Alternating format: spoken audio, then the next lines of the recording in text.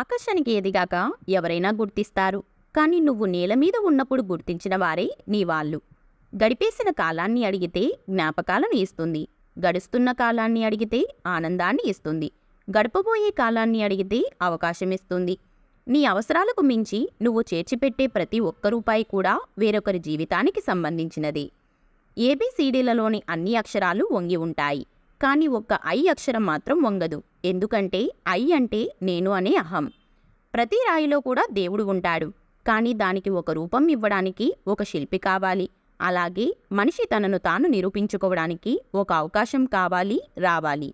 మన క్యారెక్టర్ గురించి ఒకరు వేలెత్తి చూపిస్తున్నారు అంటే వారికి నచ్చినట్లు మనం ఉండట్లేదు అని అర్థం. అంతేకాని మన క్యారెక్టర్ బ్యాడ్ అని కాదు. వేలెత్తి చూపేవాళ్ళు ఎవరు నీతిమంతులు కాదు.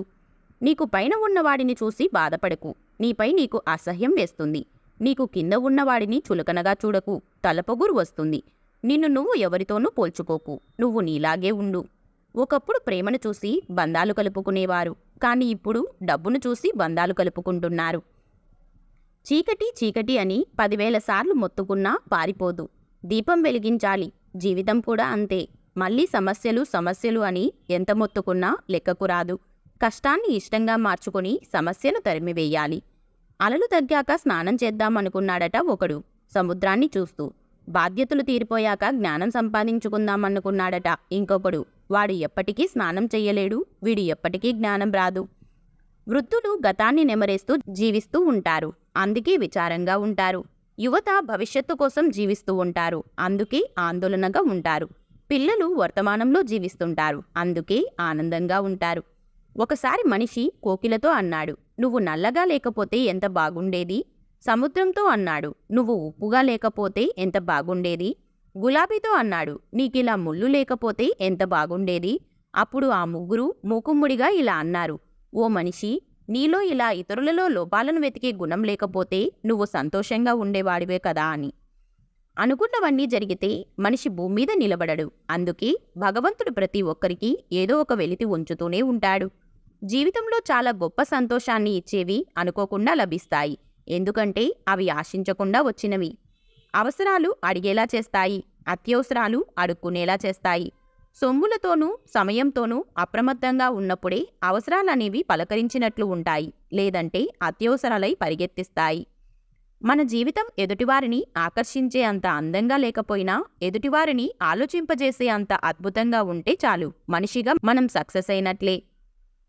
రామభక్తుడైన హనుమంతుడు లంకా దహనం చేసినప్పుడే రావణుడు ఆలోచించవలసింది వచ్చేది రణం కాదు మరణమని. హెచ్చరికలు ఎప్పటికైనా పతనం కోసమే. సంతోషాన్ని పంచుకున్న క్షణాలను, ఆనందంగా నవ్వుకున్న రోజులను గుర్తుపెట్టుకొని గొడవలు, కోపాలను, కలహాలను మర్చిపోవాలి. లేకపోతే ఆ గొడవలు, కోపాలు మనుషులను దూరం చేస్తాయి. అందుకే గుర్తుపెట్టుకోవడమే కాదు, మర్చిపోవడం కూడా ముఖ్యమని తెలుసుకో. బాధల్లో ఉన్నప్పుడు బంధాలు భరోసాగా ఉండాలి. కానీ బంధాలే బాధలుగా మారితే బతుకు బలహీనపడుతుంది. ఖాళీ కడుపుకి కష్టం విలువ, ఒంటరితనంలో బంధం విలువ, అవకాశం చేజారినప్పుడు సమయం విలువ, చేతిలో చిల్లి గవ్వ లేనప్పుడు మనిషి విలువ తెలుస్తుంది. ఎప్పుడైతే మనం ఎమోషనల్ ఫీల్ అవుతామో అప్పుడే మనల్ని ఎదుటివారు వాడుకోవడం, ఆడుకోవడం, శాసించడం చేస్తారు. జీవితంలో విసిగిపోయిన ఆడది జీవోత్సవంలా ఇంకా బ్రతుకుతూ జీవితంలో పోరాడుతూ ఉందంటే అది తన కడుపున పుట్టిన బిడ్డల కోసం మాత్రమే. మన సక్సెస్ ఎలా ఉండాలంటే మనల్ని వద్దు అనుకొని వదిలి వెళ్ళిపోయిన వారు ఎందుకు వెళ్ళిపోయామా అని బాధపడేలా ఉండాలి. ఏడుపు వచ్చినప్పుడు ఒక్కరే ఏడవాలి. నవ్వొచ్చినప్పుడు నలుగురిలో నవ్వాలి. అందరితో ఏడిస్తే నాటకం అంటారు. ఒక్కరే నవ్వితే పిచ్చి అంటారు. జీవితమే ఒక విచిత్రం. విజేత అంటే ఎవరో కాదు, కలకన్నవారు ఆ కలను నిజం చేసుకోవడానికి రాజీపడనివారు. బంధం అన్నది అందమైన పుస్తకం లాంటిది. పొరపాటు అనేది అందులో ఒక పేజీ మాత్రమే. ఆ ఒక్క పొరపాటు జరిగితే సవరించాలి కానీ మొత్తం పుస్తకాన్ని చించివేయకూడదు. మనం సంతోషంగా బతకాలి అనుకుంటే మన గురించి ఇతరులు ఏమనుకుంటున్నారో అని ఆలోచించడం మానేయాలి. గొడవపడని బంధాలు అందమైనవి అయితే ఎన్ని గొడవలు పడినా విడిపోని బంధాలు అద్భుతమైనవి. ఒట్టుకు చేరిన వారి మాటలు ఒకలా ఉంటాయి. నీళ్లలో ఈదేవాడి ఆలోచనలు మరోలా ఉంటాయి. ఒకరిది అనుభవం, మరొకరిది పోరాటం. ఈత వస్తేనే నీళ్లలో బతకగలం, లేదంటే పోతాం. కానీ ఈ సమాజం మధ్య బతకాలంటే ఇంకా చాలా చాలా విద్యలు తెలిసి ఉండాలి. నీ గతం నిన్ను ప్రశ్నిస్తే వెంటనే జవాబు చెప్పకు.